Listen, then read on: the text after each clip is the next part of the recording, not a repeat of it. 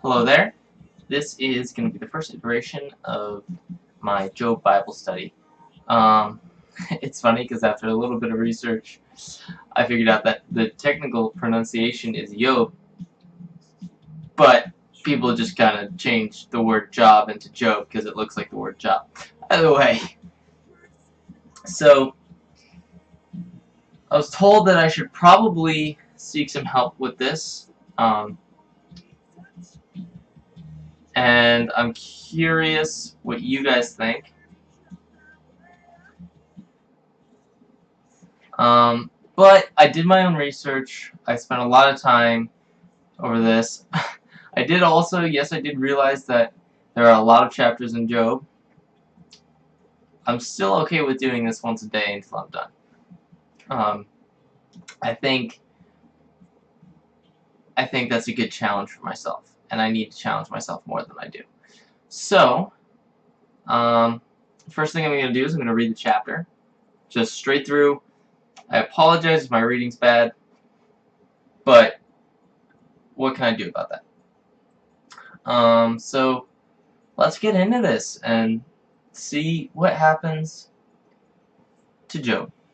Okay, Job chapter 1. I read in HCSB because it's my personal favorite version. I've already found flaws with this version, but there's not much I can do about that. It's just my favorite version. Yes, there are flaws with it. Oh well. So here we go.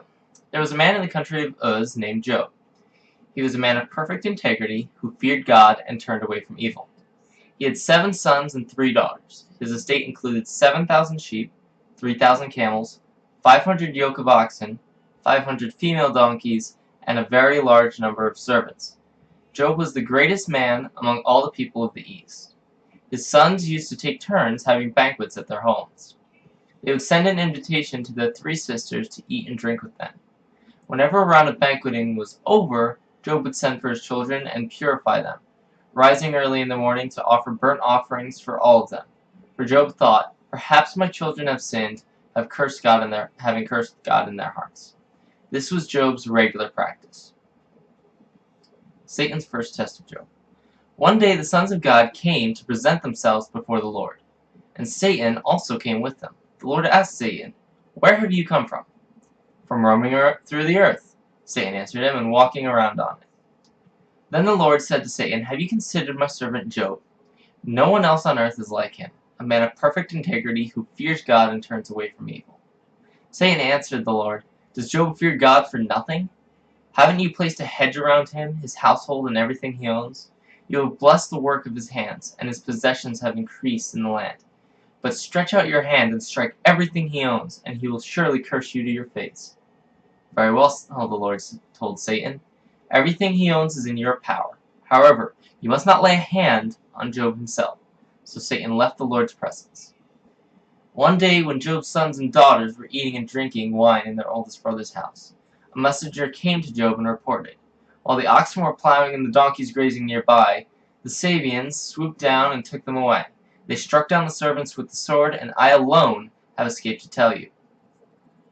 He was still speaking with another messenger when another messenger came and reported, "A lightning storm struck from heaven. It burnt up the sheep and the servants and devoured them, and I alone have escaped to tell you." That messenger was still speaking when yet another came and reported, "The Chaldeans formed 3 bands, made a raid on the camels, and took them away. They struck down the servants with the sword, and I alone have escaped to tell you." He was still speaking when another messenger came and reported, "Your sons and daughters were eating and drinking wine in their oldest brother's house. Suddenly a powerful wind swept in from the desert and struck the 4 corners of the house. It collapsed on the young people so that they died, and I alone have escaped to tell you." Then Job stood up, tore his robe, and shaved his head.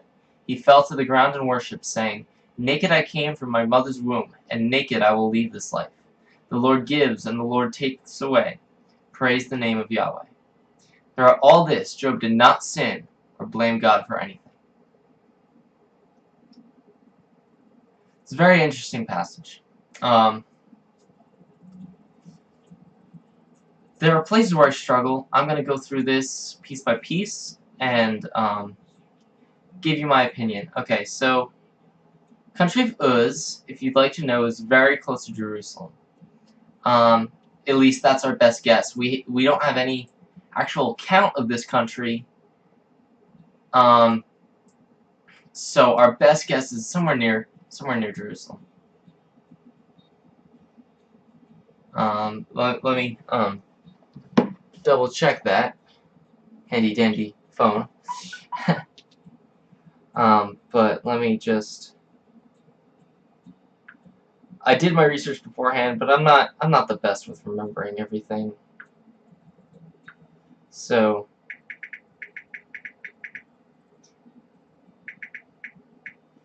believe didn't mean to say Jerusalem. I meant to say Israel.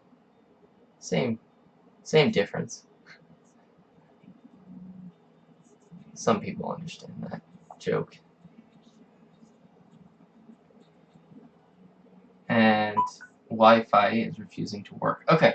Either way, it's very close to Israel. Just to give you an idea of where this is. It was a man of perfect integrity. Now that it's not hard to believe.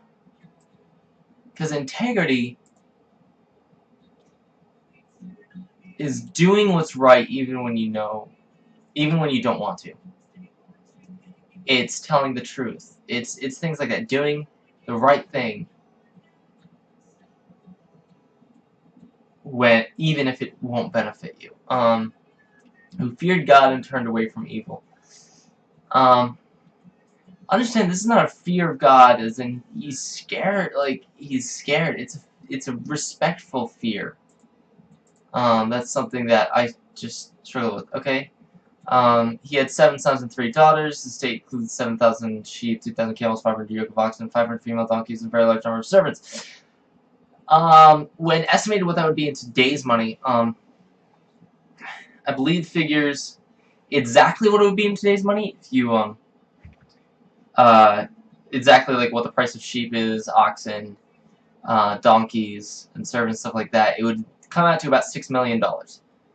Just to give you an idea. Not to mention the land he owned, the trading he does. It doesn't mention all of, this is not a full net worth of Job. This is just giving you numbers to give you an idea of how rich Job was, and if you take into account the fact that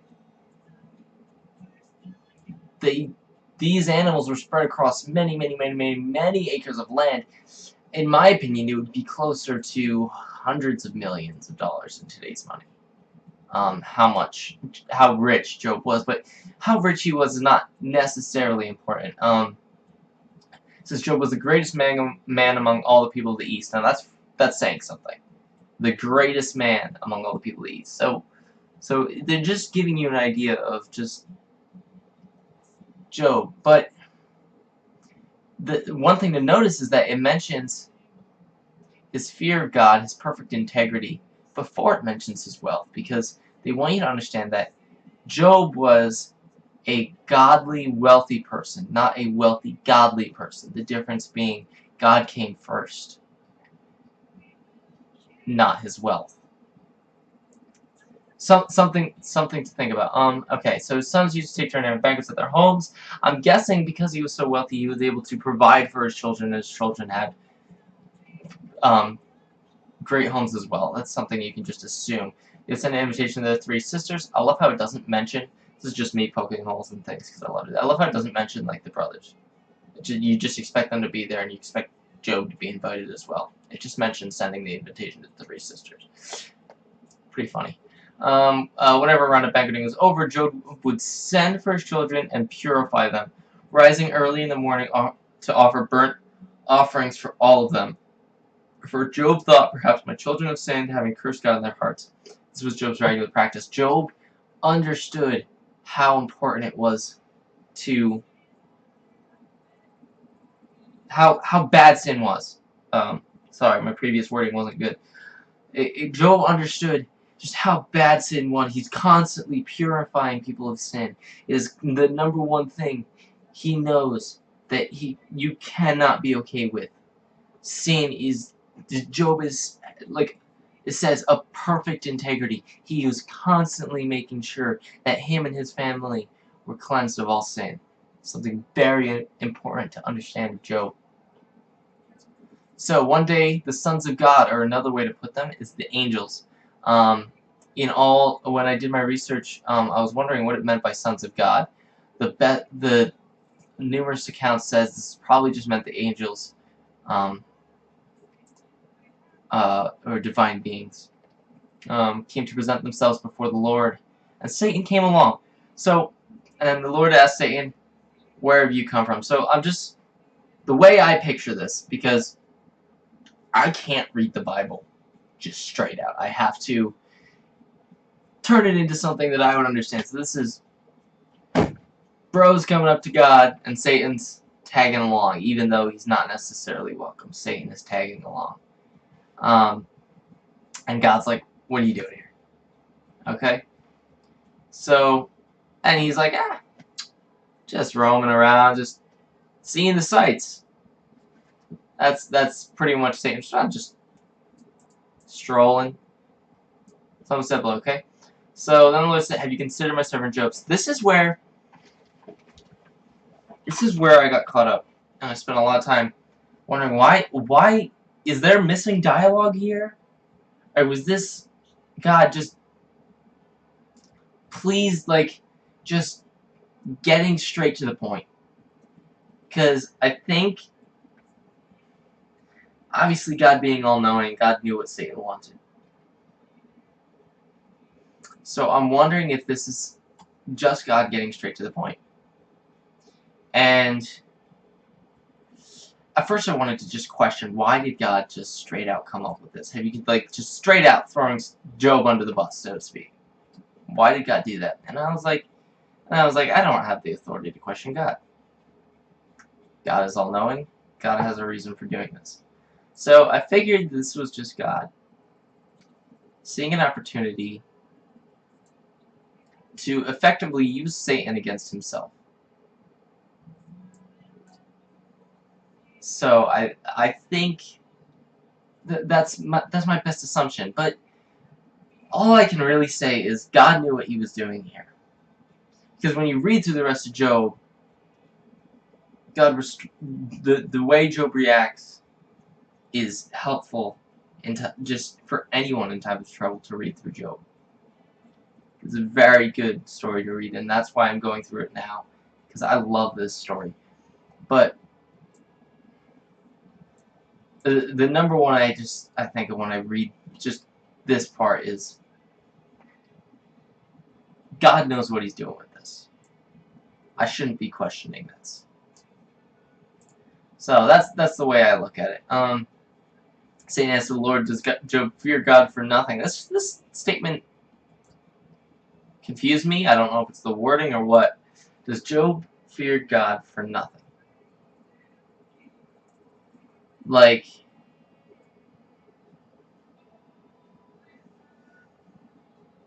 I don't know if this was Satan misunderstanding the word fear.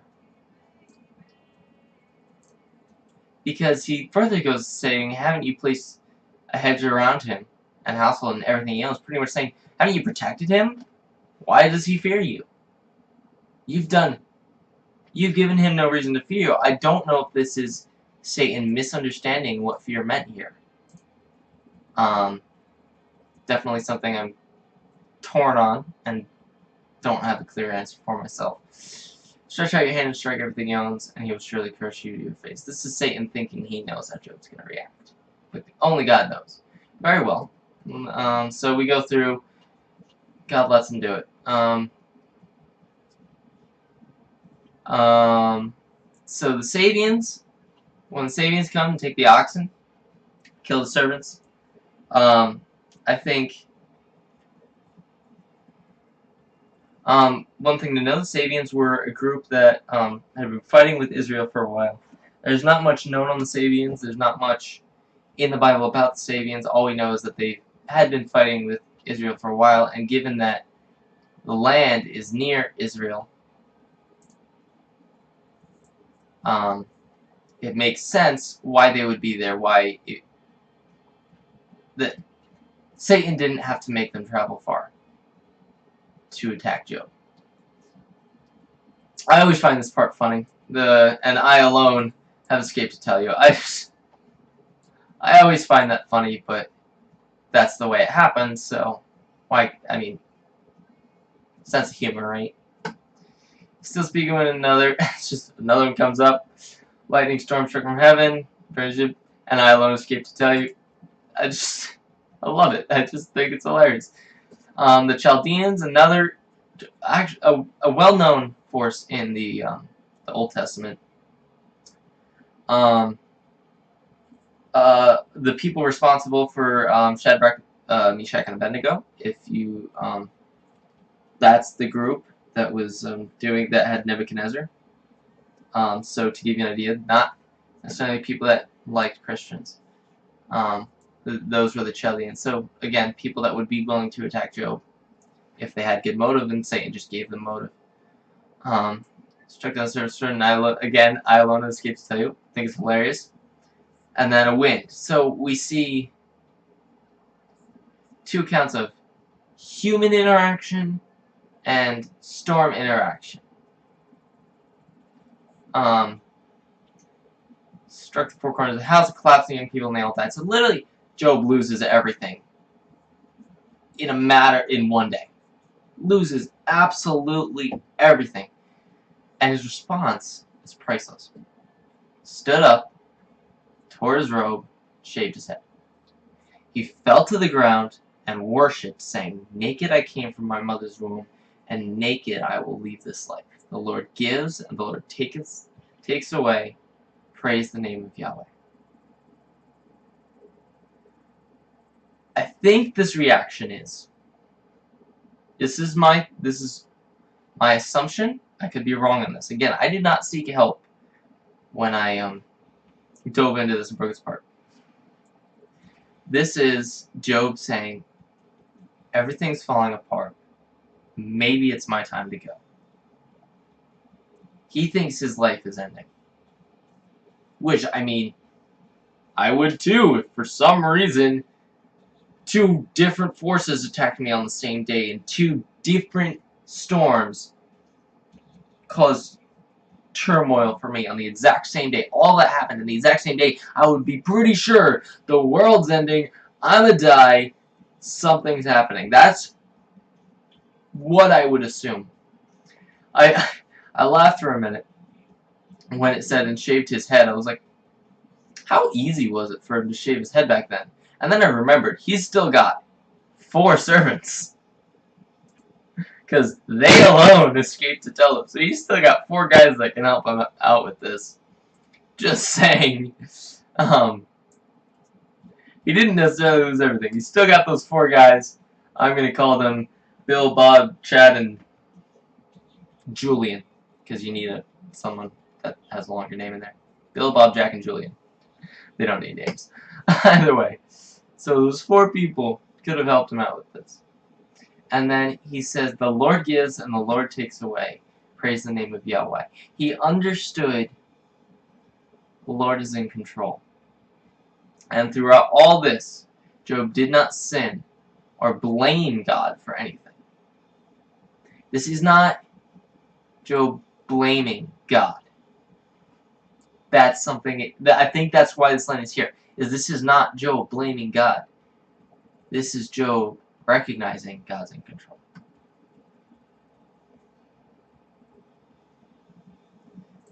And